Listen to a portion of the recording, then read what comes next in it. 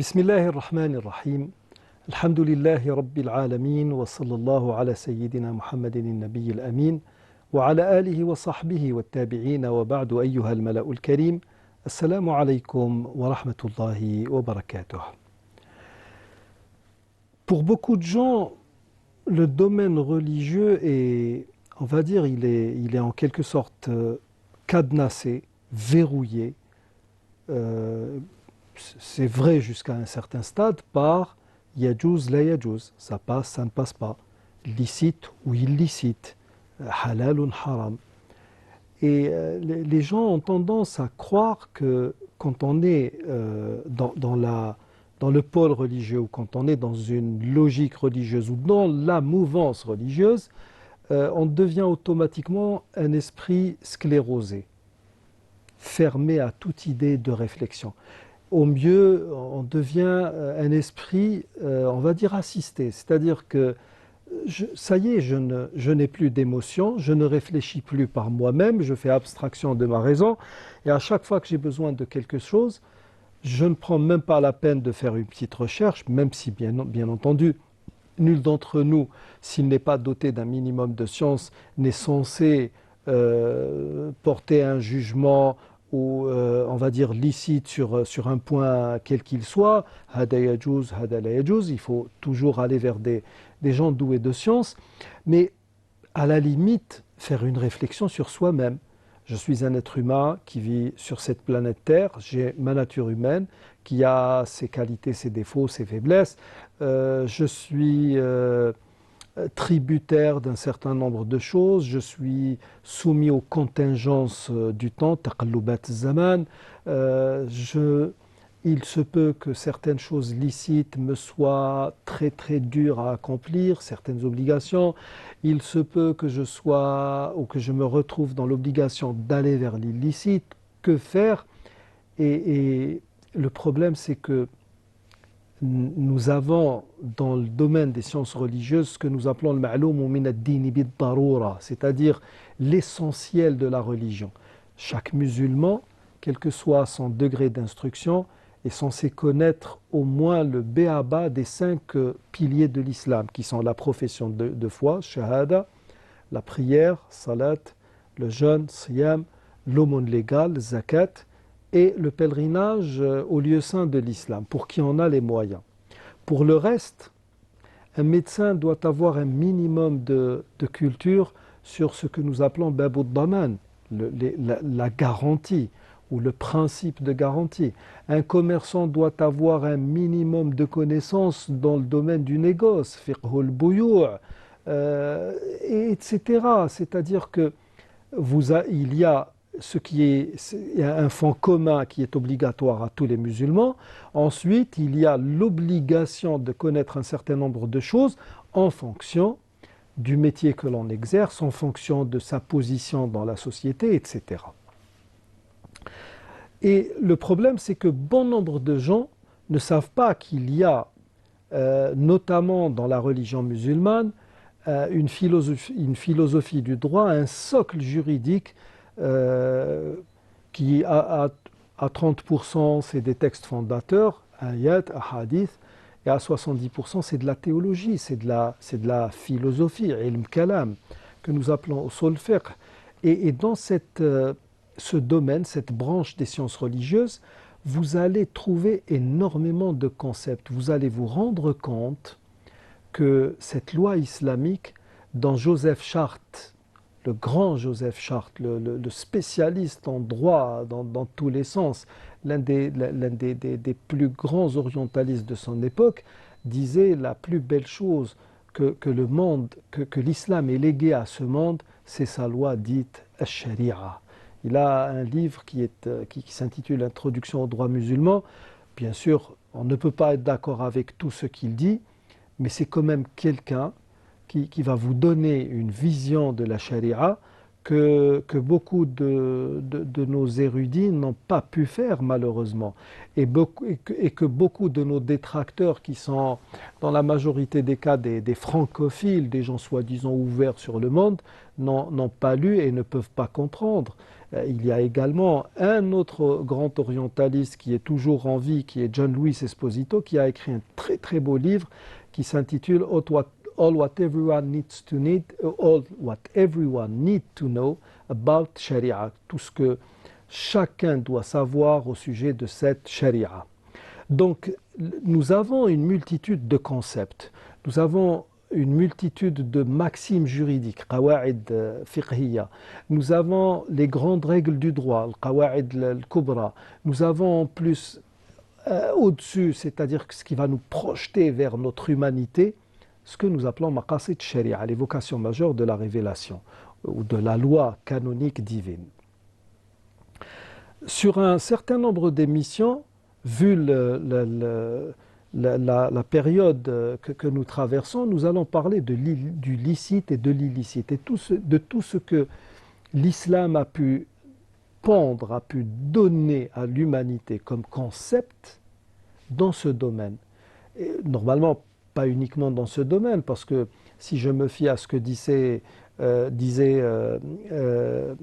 Goethe à son ami Eckermann dans ses conversations, ses correspondances, comme tu vois, en parlant de la loi de la foi musulmane, elle est complète. Et nous, les Occidentaux, avec tous nos concepts, n'avons pas pu arriver à sa hauteur et nous ne le pourrons jamais. Je rapporte cela avec... bien sûr, je n'ai pas bien en tête ce qui a été dit, mais en gros, c'est à peu près cela. Donc, quand on parle du licite et de l'illicite, et au moment où je suis en train de vous parler, nous sommes dans cette période dite de Yennaïr. Donc, nous allons brasser très très large avant de commencer à parler de Yennaïr, parce que nous devons, pour ce faire, lancer un certain nombre de préalables. Qu'est-ce que le licite et qu'est-ce que l'illicite en islam? Le licite, c'est ce que Dieu vous a permis de faire. L'illicite, c'est ce que Dieu vous interdit de faire, de manière basique.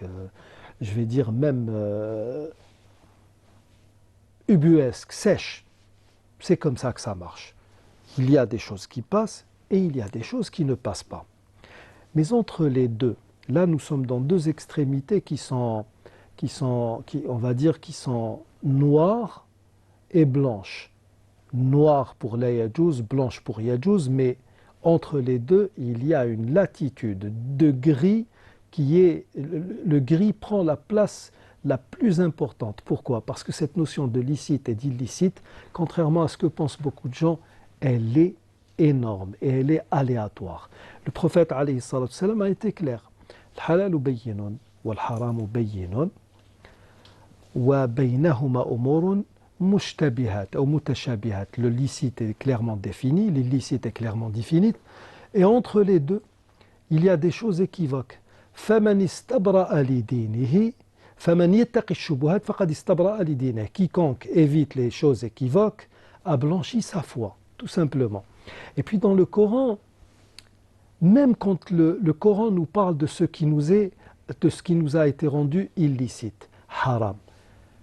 إنما حرم عليكم الميتة والدم ولحم الخنزير وما أهل به لغير الله.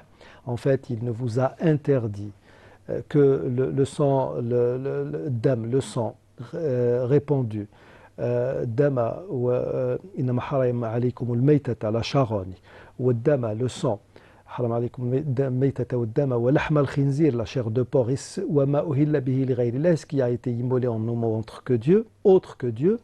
Ensuite, en citant ce qui est illicite, il va vous dire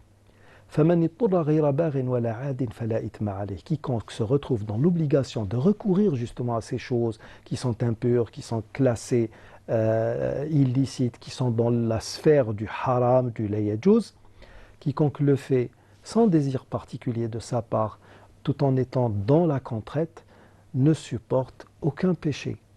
C'est pour ça que je disais à l'instant que cette notion de licite et d'illicite, elle est quelque peu aléatoire.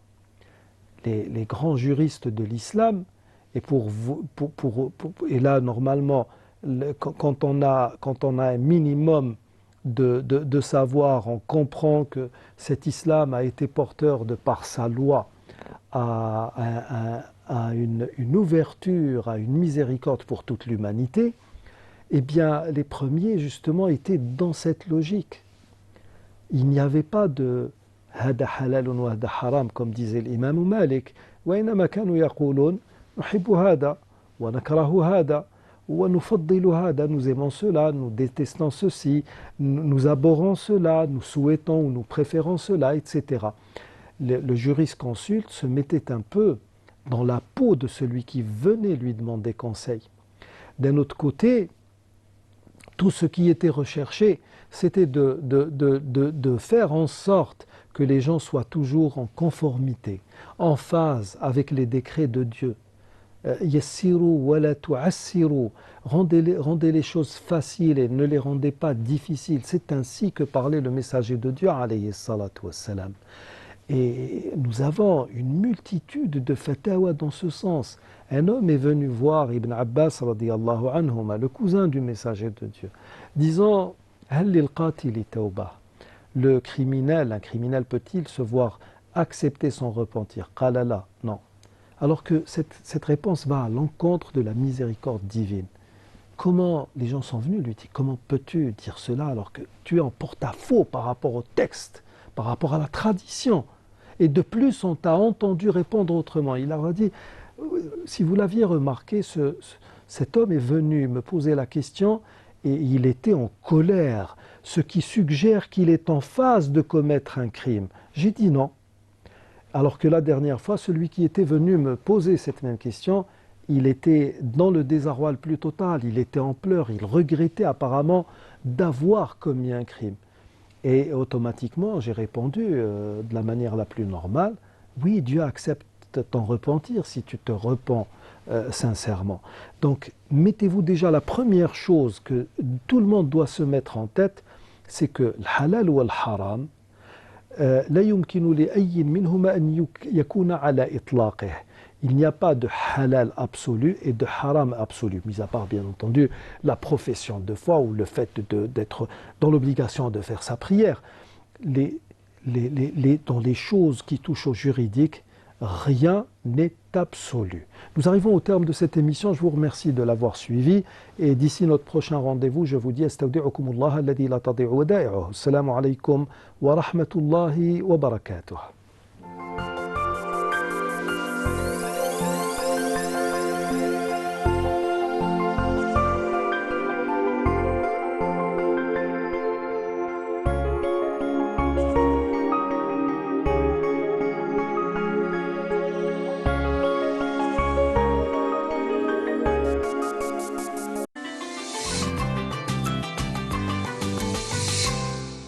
كتاب كلامه تاج الكلام بسم الله الرحمن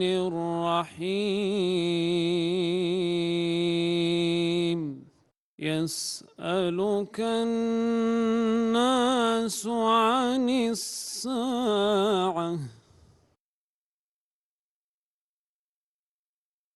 قل إنما علمها عند الله كتاب كلامه. فأنتم قد فزتم وتأهلتم إلى هذا الدور من بين 400 متسابق، فقد اختاركم الله واصطفاكم لكي تكونوا من بين المتسابقين الذين تسابقوا في هذه الحلقات السابقة. كتاب كلامه تاج الكلام. التصفيات النهائية لبرنامج تاج القرآن الكريم تبث عليكم بدءا من هذا الثلاثاء على 7:30 مساء.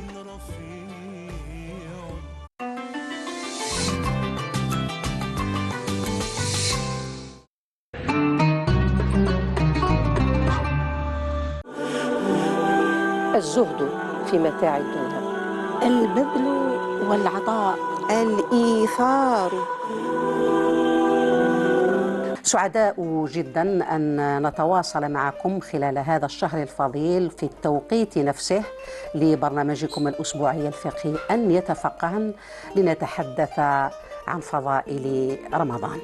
فعلا رمضان هو عيد، وعيد كبير للأمة الإسلامية.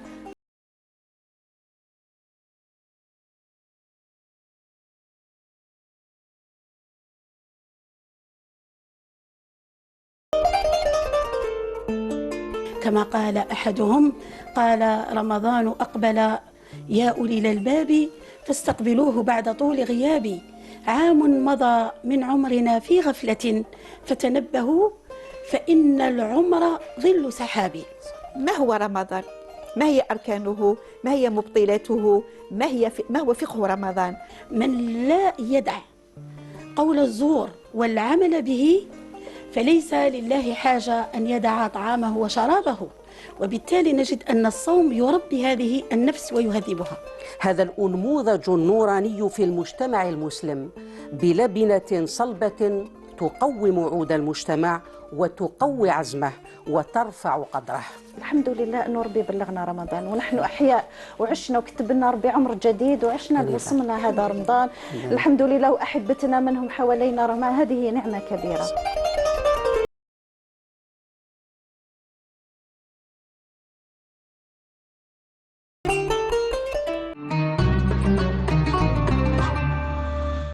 يقول عبد الواحد بن عشير مبتدئا باسم